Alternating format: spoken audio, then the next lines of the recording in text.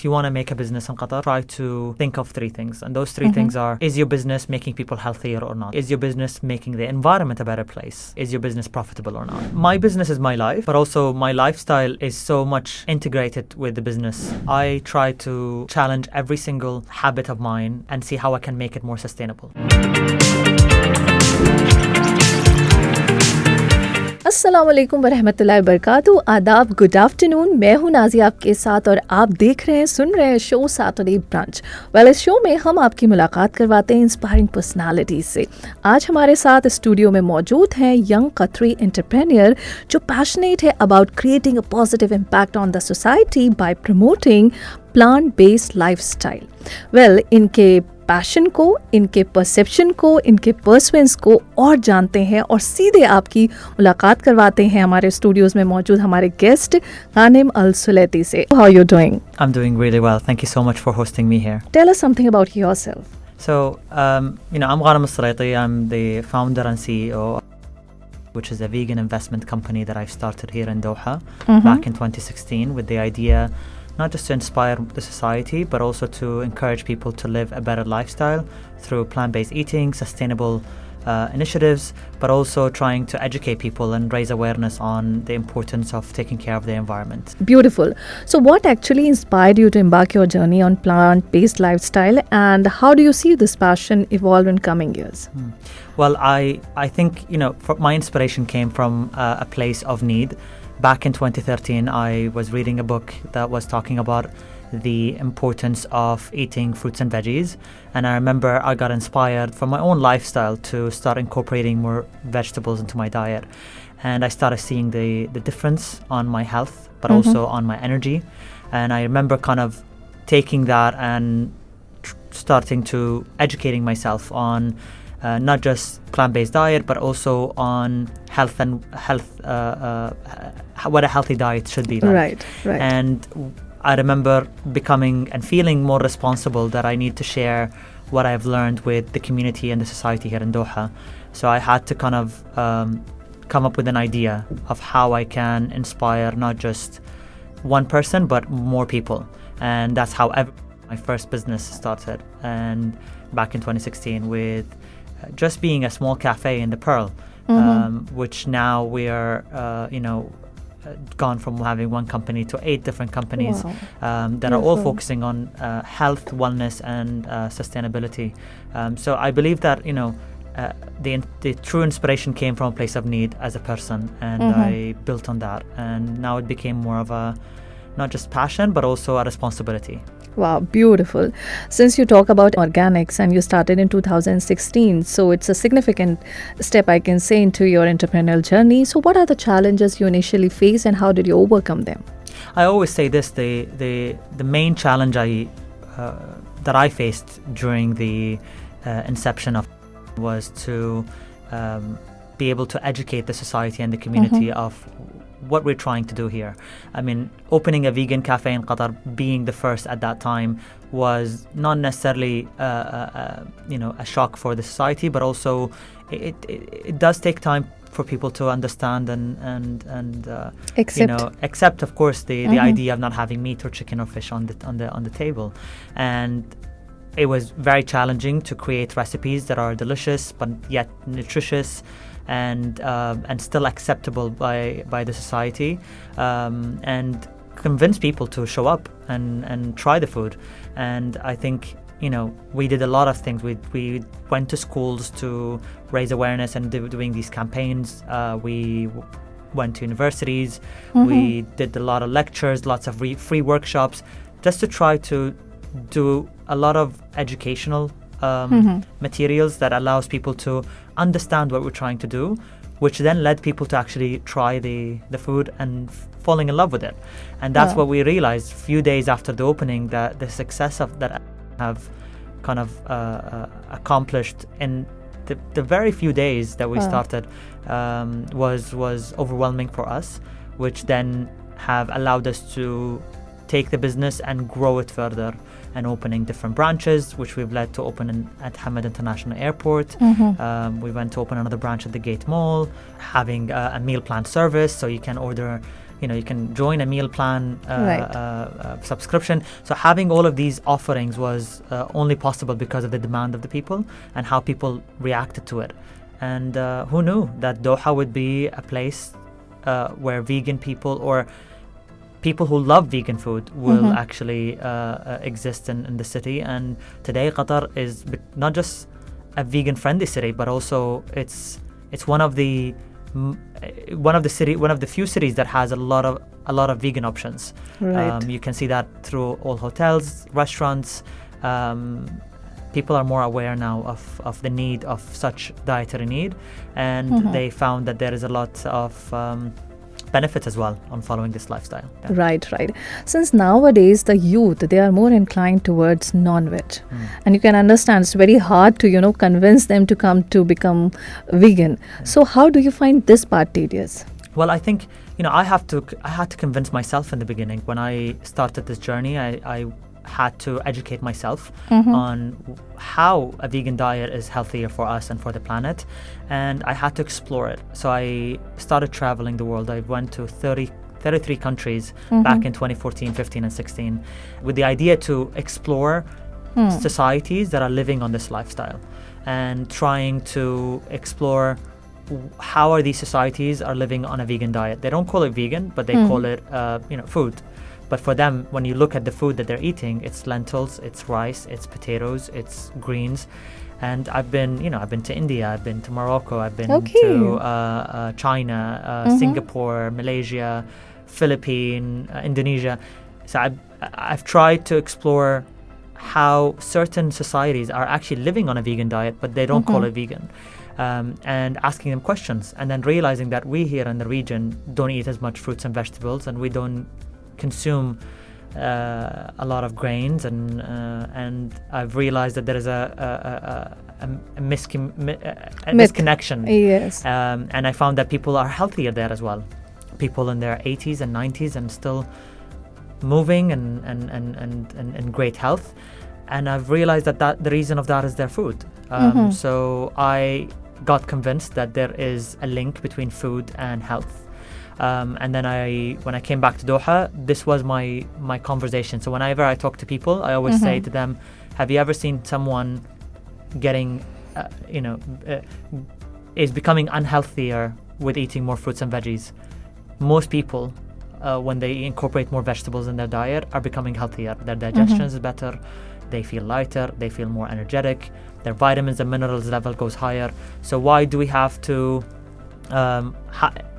why don't we explore that option? I don't tell people to go completely, vegan. Vegan. That's not the idea. That's not an intention. If you want, of course, that's lovely. But if you don't, and maybe possibly a lot of people cannot, I always say go veganish. Means, you can go 70%, 60%. Okay, you can make your partially. breakfast. Yeah, of course, because that's what we're trying to create change slowly but surely. Make people, incorporate more vegetables in their breakfast. Maybe having a meatless Monday, I always tell people, do a meatless Monday, where on Mondays just don't eat meat. And start somewhere, and then eventually that's how you're gonna start incorporating more varieties of food, and you will feel more excited because you're gonna see that you're no longer limited to just chicken or meat or fish. You're actually having hundreds of kinds of vegetables. Go to the grocery stores today and just look at the aisle of vegetables and see how many beautiful colors are there, and how many colors are you eating, and you'll realize that you're not eating as much. Right. And there's so much to explore. So the idea is not to, again, change people's kind of perspective on food, but make them more aware that they could incorporate more vegetables and feel a little bit better. So your family, are you able to convince your family for this? In the beginning, my family, of course, didn't understand what I'm talking about, and maybe they didn't accept it at that time. But I think when they have seen how my businesses have flourished and how people have accepted it and loving it, my family started saying, well, maybe there's some truth to that. So they started trying. So my mom started kind of getting on our juice cleanses and eating our food, and she loved it. So she goes vegan every once in a while in the year, but not necessarily all the time. But let's say she picks a month every year and she do it. My brother went vegetarian. My friends went vegetarians as well. Again, it's not about them if they changed or not. It's because I think they felt the difference. And I always tell people, don't do it because it's a trend, and don't do it because I said so. Try it, incorporate more vegetables, see how your body reacts. If you feel better with your digestions, if you feel like your energy is better, healthy. you're lighter, you're not getting as much sick, your immune system is much stronger, why not? Yeah, who wants to be sick, you know? Yeah, very well said, very well said. Yeah. Since many entrepreneurs have this source of inspiration that keeps them going, what is your driving force behind? I think, to be honest, it's my own lifestyle. I live this lifestyle. So I've been vegan now for 10 years.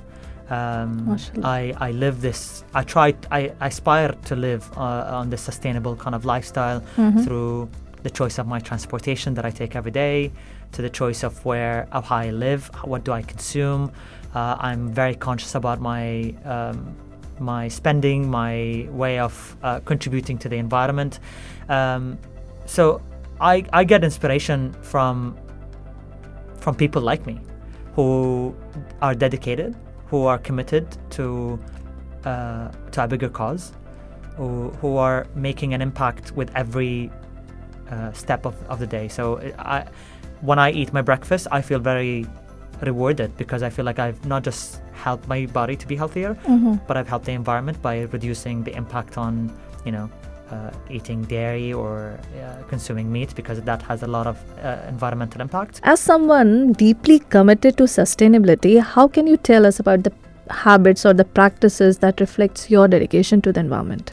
As I said earlier, I try to challenge every single habit of mine and see how I can make it more sustainable. So when it comes, a few years ago, I've seen that my car is not sustainable. And I use my car all the time, and people in Doha, as normal, everybody uses the car all the time to commute. Of course, with the help of the metro, I felt that there was an option now, but still my car wasn't. So I switched to an electric car completely, and that was for me a small step. I'm not saying, some people now saying, is electric car even more sustainable or not? It's better. It's better on the right track. It reduces pollution. Yeah, we can never be perfect, but I always say we can be better. Yeah. When it comes to what I consume at my house, from how I drink my water every day, by reducing plastic bottles. Okay. And if I use plastic bottles, I would recycle them. And we have a recycling company that comes and collects the plastics. Very good. And they recycle it. So I'm very aware of that. I'm aware of course, the electricity in my house and how I, consume electricity and the water. I'm aware as well of what I wear. All my clothes are vegan or made from material that are not leather. So I made sure that even my sandal is vegan. My day-to-day clothes are sustainable or made from organic cotton. Slowly, these things didn't happen overnight. It happened with time, and I gave myself the time. I've been on this journey for 10 years. So every few years, I would take a big step and say, okay, now it's time to ditch the leather. Now, now it's time to ditch my car. Now it's the time to switch my, what I consume on a daily basis. So I do these small things to just feel good about what I do. But again, sustainability is subjective. And sustainability is something that is ever changing. So you always have to keep up. Whatever is sustainable today, maybe is not sustainable in 3 years from now. Right. So you always have to be, open to adopt and adapt. Exactly. Right. Since juggling between the entrepreneurship and advocacy, which is very much demanding, so how do you find good time for your self-care? My business is my life, but also my lifestyle is so much integrated with the business. Which makes it harder to differentiate when is my time and when is the business time. However, I do have a very sacred kind of regime every day, which is a routine that I kind of follow. So when I leave my work and the business, I try to spend a lot of time walking. Of course, I have my gym session and I do sports, but walking is the time when I'm completely alone. I walk on the beach, I walk in the parks. Very nice walk around my house. I live in the Pearl, so it's very easy to walk outside. I love the summer and I love the sun and I love the heat, so I don't mind that. So I don't mind walking even during the summer. So for me, that's where I feel like that's my time. But then I spend very, very peaceful nights. Because recently, of healthy diet also? I don't know, but it's just my lifestyle. I wake up very early. I wake up at 5:15 every day, but I sleep by 9. I'm in bed. 8:39 I'm in bed. So I don't go beyond that. So you're a morning person? Very morning person. Okay. And that's for me maybe could be because of the lifestyle that I have with businesses and I have to be there and my responsibilities. But also I love it because I just love the sun and I love the morning and I love that feeling in the morning. So beautiful. Okay, Ghanim, if you could sit down for a plant-based meal with any one of the historical figure, whom would you like to sit and what would you ask them? How would you convince them actually for this? Okay, I didn't think of anyone. Okay. But I would say, I think if I would sit with anyone, let's say, I mean, convincing anyone when it comes to, plant-based food, again, it's keep it simple. I always say this to people. When, you can have a bowl of fruits that is vegan, or you can have a vegan burger that is, fully plant-based and nutritious. I think my way of doing things, I don't like to convince people because I don't think it's sustainable. I always like to have a conversation and dialogue. Means I will have back and forth conversation. You can challenge my own ideas and I challenge your ideas. Maybe we're not gonna reach who's right or who's wrong, and in life there is no right or wrong, but I think there is always dialogue and conversations. And I always say there is middle ground, and the middle ground would be there is no harm in trying and giving it a try. And I've seen a lot of people when they try plant-based food, they make peace with it, so they are more accepting to the idea of having vegan options, or they just think this is not for them, and which is completely fine. But without them knowing, they are eating vegan food without them actually realizing. I think sometimes categorizing things in a terminology sometimes make people a little bit, aware about that. Aware, but also makes them a bit. It annoys them, to say, oh, why do you call it vegan? Why do I call hummus vegan when it's naturally vegan, So if we don't need to name it, then we shouldn't name it. Some people don't like the name of vegan things. They just want to eat food because it's good, even if it's vegan. Right. Don't just call it food. Your business sounds a lot of involvement of different people, and also you need to educate people in order to establish your business. Though I know that you have a wonderful collaboration with Qatar Foundation and Qatar National Library, which is really commendable. So what next are you planning to make a powerful impact on the society, whom you are trying to collaborate with now? Well, I think what we're trying to do this year is to try to help other businesses as well become more sustainable. So we're trying to do we're trying to collaborate with a lot of other companies to try to help them to either adapt sustainable solutions or incorporate plant-based food into their system or workplace. And we've been very successful in trying to change the narrative when it comes to how people eat during their work or how they do things. And I think the goal now is to branch out further than my own companies. I think for the past 7 years we've been focusing on our own companies. Now we're in a much better place where we can go and say, hey, how about we collaborate with you and we make it better for you as well. So rather than just making it exclusive to us, this knowledge and this know-how, we want to spread it out by educating more people, either through collaboration or through consultancy or through working together, or by just offering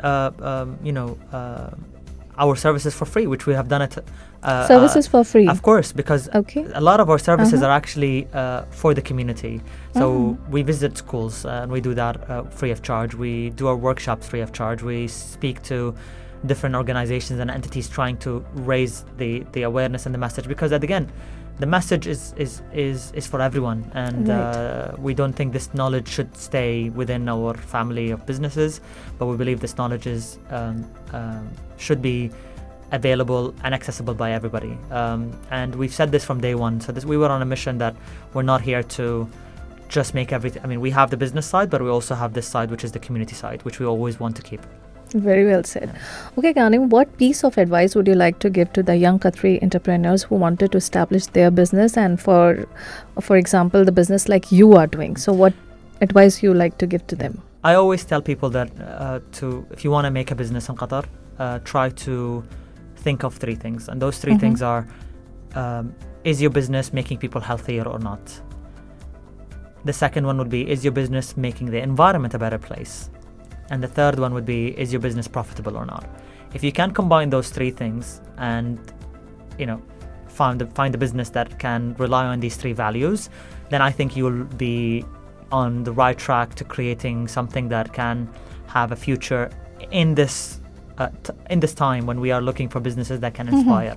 Because we're no longer looking for businesses that just can make money. Even us, we don't want to relate to businesses like that anymore. We want to relate to a business that can inspire change. And I don't think there is space now for businesses that makes people unhealthy and makes the environment not a better place.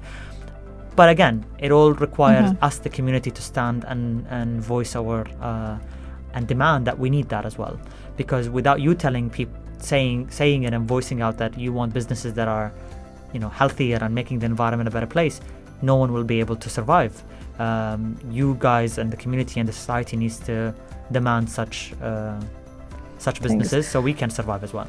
This is very rare. To be very honest, this is very rare, an entrepreneur, a businessman saying that the priorities are not the money, not earning the money. Because usually when we talk to the businessmen, their priorities are how to earn money. And I really appreciate your approach. Since you have a background of civil engineering also, you have done your civil engineering, how has this thing influenced your approach? Well, again, I'm a civil engineer and environmental engineer at the same time, which I think, having the environmental aspect have always kind of maybe led me to where I am today. I believe that, back in the days, I was an engineer who's a vegan, and now I'm a vegan who's an engineer. So I think, in life you have journeys and everything happened for a reason. I think I'm still an engineer and I'm still a vegan and I'm still an entrepreneur, and you can be all these things at once. I think, the inspiration of how being organized and being maybe more mathematical and maybe theoretical is something that I think how I maybe used that kind of advantage that I had as an engineer, which I've then applied as an entrepreneur. But now I'm doing my EMBA, which is my executive master in business degree. Which again, I'm doing that now 7 years after opening all my businesses, and a lot of people saying, why do you do it now? And I always say that there's no right time to stop this, but also keep learning. Right. Even though I've done it in reality and I've created a business and a very successful business, and I'm very proud of that. But at the same time, I'm sure there's more to learn, and maybe there's more to do. Optimize, adjust, reinvent. Business life is always about, innovation and keep it going, and you have to always adapt, and you have to be always with an open eye for changes, because, we've seen what happened in the last few years with COVID, with the blockade, with different, events that occurred in the market have, made businesses shake a little bit. And when businesses shakes, you have to be able to, to find the perfect solution and the alternate, and this is the and best. Very fast as well. Yeah. Okay, thank you so much, Ghanim, for talking to us. You've been so positive. Before leaving, looking forward, what is that one personal legacy you hope to leave behind in the world of sustainability?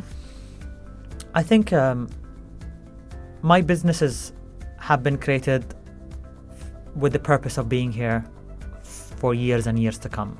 We're not here to make a 5-year plan and leave the business. We're here to stay. So every decision we make today is about 30, 40, 50 years to come. I think the legacy I want to leave is that change is possible. And I think what we proved is that it is possible. And a lot of people might say, this idea can't work in Doha, this idea may not happen. A lot of people have said this might not be viable, feasible, sustainable. But I you think really proved them wrong. We did, but we still need to keep going because, again, as I said to you, you have to keep going. You have to always look forward for new opportunities and keep the door open. So I think the biggest lesson is never quit and always believe in what you're doing, especially if you really love it. I think you always can make it, always. Thank you so much. Such a beautiful thing. And before we leave, one message to all the listeners of FM 107 from your side. Well, thank you so much for listening. I hope you have gained some insights about me, and I hope to see you, becoming a little bit veganish. Well, thank you so much for giving us your time and talking to us. Thank you once again. Thank you.